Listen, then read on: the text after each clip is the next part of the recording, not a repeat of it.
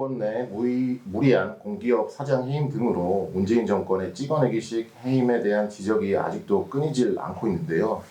오늘은 지난 2020년 4월 문 대통령으로부터 갑작스러운 해임 통보를 받고 관련 해임 처분 취소 청구 소송 1심 승소에 이어 최근 항소심에서도 승소하신 한국국토정보공사 최창학 전 사장님을 모셨습니다. 안녕하십니까? 예, 반갑습니다.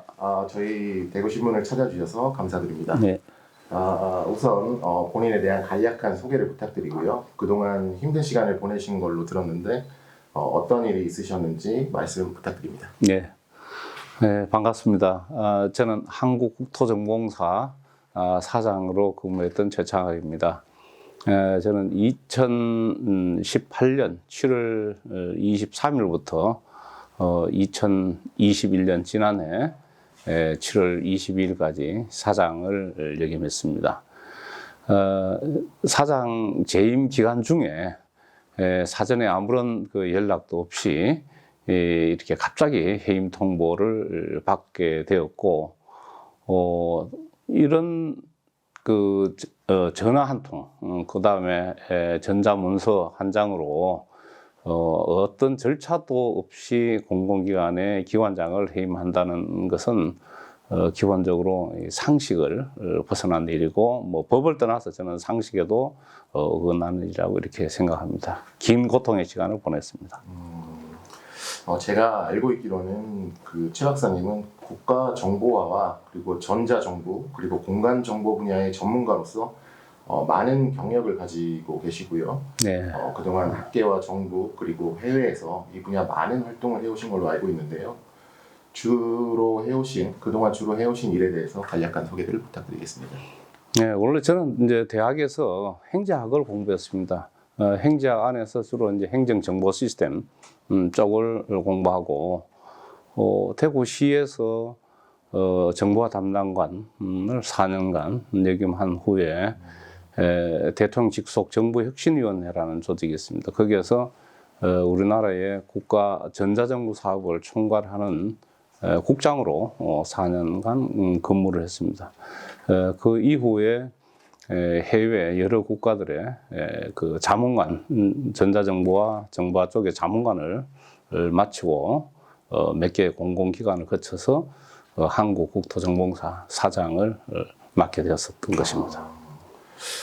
그런데 이미 LX 한국국토정보공사는 연구원장으로 3년간 근무를 하셨기 때문에 취임 후에 빠르게 업무 파악도 하셨을 것이라고 생각이 되고요. 네. 또 공사가 필요로 하는 일을 충분히 파악하고 계셔서 의욕적으로 많은 일을 하셨을 텐데 갑자기 무슨 일이 있으셨던 건가요? 2018년에 제가 사장으로 취임을 하니까 이미 지역 출신의 한 분이 이 공사 감사로 이렇게 취임을 해 있었습니다. 그런데 처음에는 몰랐지만은 그분이 제가 사장 취임한 후에 공사의 인사나 계약이나 이런데 부당하게 여러 가지로 이게 개입하면서 직원들한테서 여러 가지 말이 나오고 문제가 발생하기 시작했습니다. 그러던 중 제가 2020년 4월 2일에 퇴근 시간 지나서 이제 저는 전화를 한 통화 받습니다. 그 전화로 목소리는 국토부 국장의 목소리였는데 5분 후에 사장님에 대한 해임 문서가 들어갑니다. 죄송하게 되었습니다. 이런 전화를 받습니다. 그리고 5분 후에 확인한 그 자료로서는 공공기관 운영에 관한 법률 35조 3항에 의거해서 사장직에서 해임함이라고 적혀 있었습니다. 그 해임에 따른 사유라든가 이런 게 구체화되지 않았기 때문에 저는 이게 도대체 무슨 일인가 해서 이 행정소송을 도저히 이런 일이 있어서는 안 된다는 것 때문에 저는 행정소송을 하게 됐고, 그 소송의 과정에서 이제 피고인 대통령이 밝힌 해임 사유는 첫째는 운전기사한테 갑질을 했다는 내용이 있었고, 두 번째는 경상북도하고 MOU를 체결해서 공사의 본사가 전북 전주에 와 있는데 왜 전북하고 먼저 하지 않고 경상북도하고 MOU를 했느냐 해서 지역 신문에서 여러 가지 기사들이 나왔고 그걸로 인해서 공사 명예를 훼손했다는 것입니다. 우리 공사가 전북 산하에 있는 공사도 아니고 국가의 공공기관이 전국 어느 곳에서나 MOU 요청이 오면은 그것이 법이나 여러 가지 위반되는 것이 아니라면은 얼마든지 저는 MOU를 체결하고 그게 무슨 사업을 구체화시키는 계약도 아닌 상황에서 그 MOU를 체결했는 것이 해임 사유가 된다는 것이 저는 상식적으로 이해가 되지 않았던 겁니다. 바로 그 두 가지 갑질과 MOU 체결이 해임 사유였습니다. 그런데 갑질 부분에서도 제가 이제 취임하고 나서 매일 이제 아침에 혼자서 이제 지방에 내려가 있다 보니까 아침에 좀 시간을 좀 건강 관리하는 게 좋겠다 싶어서 이제 비서실장하고 운전기사하고 같이 아침 운동을 좀 하는 게 어떠냐. 운전기사도 장거리를 많이 다녀야 하고 하니까 같이 운동을 하는 게 좋겠다. 이런 얘기를 했더니만 자기들도 그럼 같이 하겠다. 이래서 1시간 일찍 출근을 해서 제가 밖에 민간 헬스장을 다닌 것도 아니고 공사 2층에 보면은 헬스장이 있습니다. 그 공사 2층에서 1시간 일찍 같이 출근해서 운동을 한 것이 전부입니다. 그것도 이제 회의가 있거나 또 출장이 있는 날은 또 하지 못하기 때문에 나중에 이제 확인해 보니까 주당 1.6회 정도, 한두 번 정도 이렇게 아침에 1시간 일찍 출근해서 한 것이고 그 갑질 문제를 그 기사가 이야기를 한 것이 아니고 아까 앞에서 잠깐 이야기했던 그 지역 출신 그분은 결국은 비리로 해임이 먼저 됐어요, 저보다가. 그런데 그분이 자기 지역 출신 여러 가지 정치 세력들하고 이렇게 작당을 해서 사장이 이렇게 부도덕하다 하는 식으로 언론에 노출시키고 국회에 자기 아는 사람들 통해서 국정 질의를 하도록 하고 또 신문에 나면은 그것을 카피해서 청와대와 국토부, 국회에 또 전달하고 이렇게 해서 이게 어느 날 갑자기 해임 통보가 오도록 이렇게 만들었는 거죠. 많이 황당하셨겠다는 생각이 듭니다. 네. 사전에 아무런 해명을 요구하거나 또는 뭐 징계 절차에 대한 과정이 정말 말씀같이 전혀 없었다는. 예, 그렇습니다.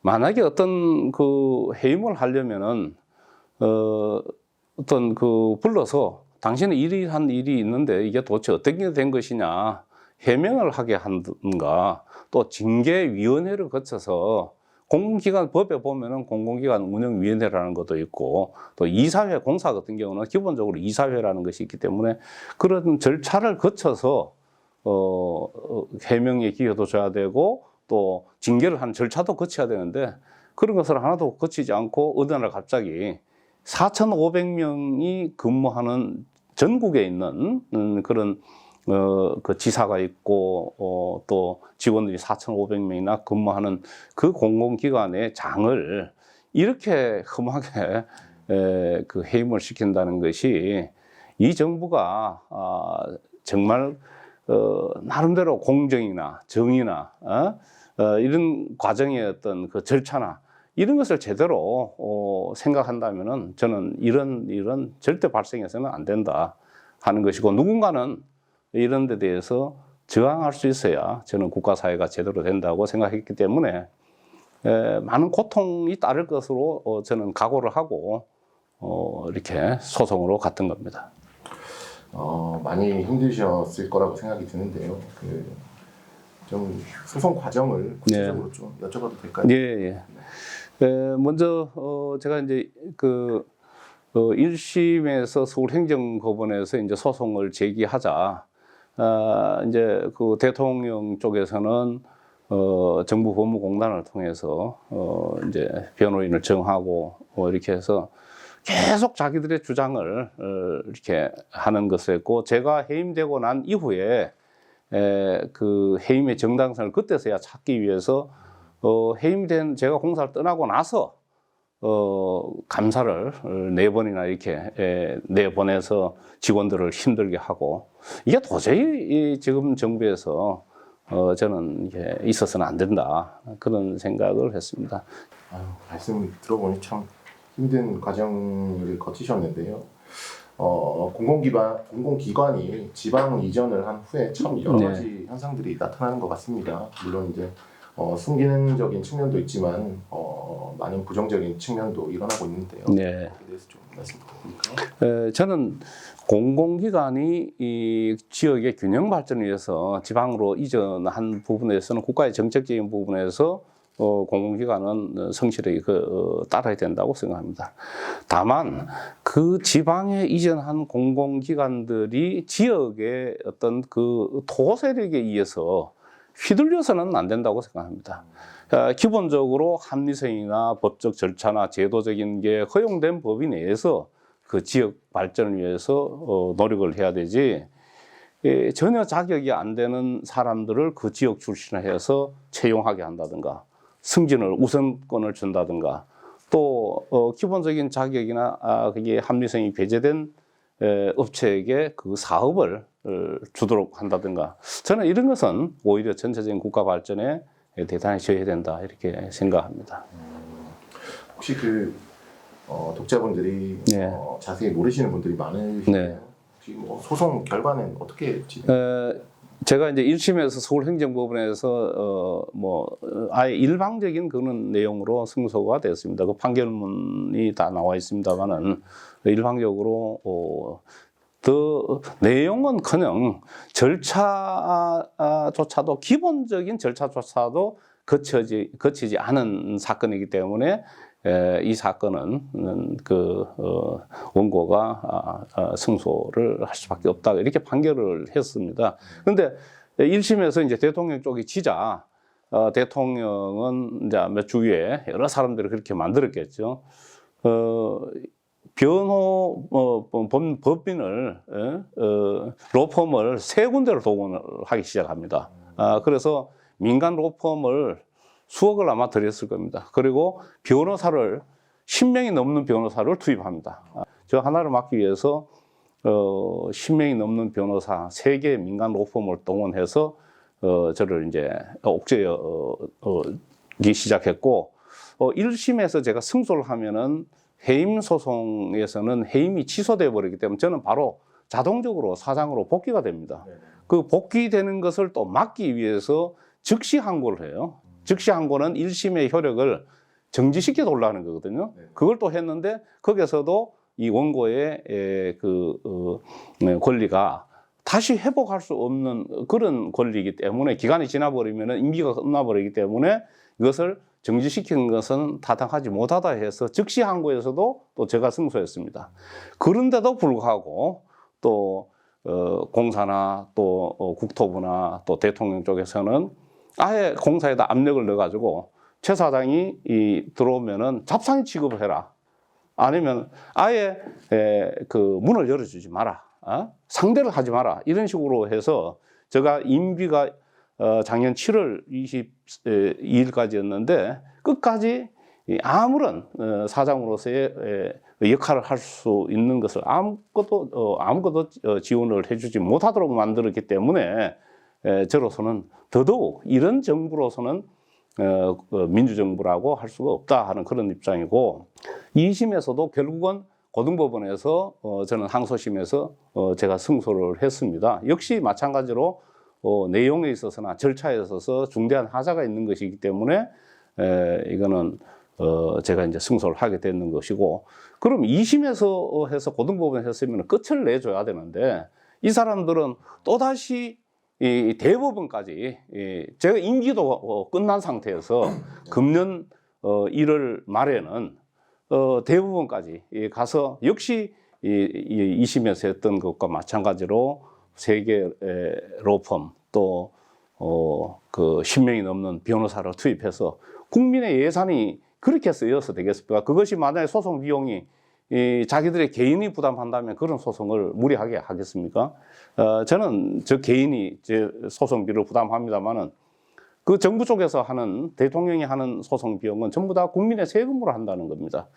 저는 이러한 그 부도덕하고 양심도 없고 그리고 잘못됐으면 다 잘못을 인정하고 그 상처받은 사람을 위로해주고 보상해주는 것이 오히려 국가가 해야 할 일인데 끝까지 이렇게 짓밟으려는 이런 행태를 보이는 정부야말로 다시는 탄생되어서는 안 될 정부라고 저는 그렇게 생각합니다. 향후에 혹시 어떤 일을 생각하고 또 계획하고 계시는지 한번 여쭤봐도 되겠습니까? 그 많은 분들이 이렇게 이제 인터뷰를 하고 또 이제 기자들하고 이렇게 요청이 와서 이제 인터뷰를 하게 되면은 저 사람이 무슨 정치적인 그런 목적을 가지고 저래 하는 것이 아니냐 이렇게 말씀들을 많이 하시는데 저는 그런 생각이 없습니다. 없고 제가 갖고 있는 재능과 그동안의 귀중한 국내외적인 경험 또 공부해온 것 이런 것을 잘 활용해서 국가사회에 이바지할 수 있는 제가 잘 할 수 있는 일이 무엇인가